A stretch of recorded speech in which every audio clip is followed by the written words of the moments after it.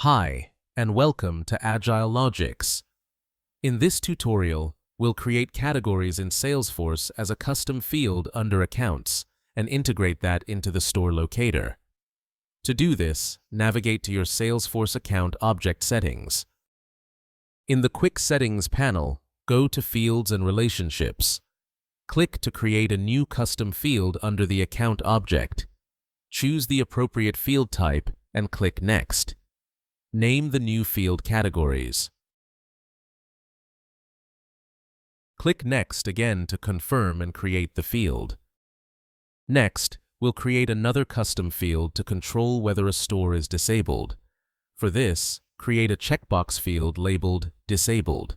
Make sure this checkbox is unchecked by default. Now both custom fields categories and disabled have been successfully added to Salesforce. Let's populate these fields in some example account records.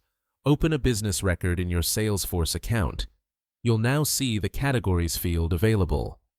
Click to add a value. For example, label this one as Distributor. And click on Save. For another account, set its category to Favorite and mark it as Disabled by checking the box. At this point, we've added values to both custom fields. Now, let's return to Agile Sync to synchronize this data. Click Get Objects, then reselect Accounts. Ensure that you refresh the object list to display the new fields.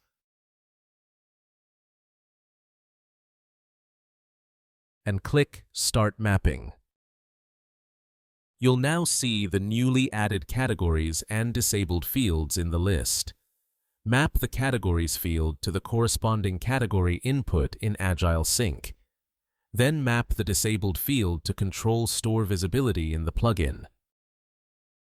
Once this sync job runs, the system will automatically apply the disabled flag and assign categories accordingly. Let's run the sync job manually to verify. Now check the Manage Stores section. Open a record to view synced values. You'll see the distributor category we added in Salesforce. Let's also check the business record. This record is correctly marked as disabled. This is how you can successfully synchronize Salesforce custom fields, such as categories and disabled, with your store locator.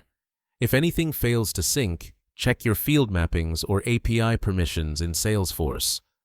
Now, let's test the results on the front end of the store locator. We currently have 29 stores listed, with one now marked as disabled. And in the category dropdown, you'll notice the new distributor option we added through Salesforce. When you select distributor, only the assigned store with that category will be displayed. And that's it. Thank you for watching. Goodbye.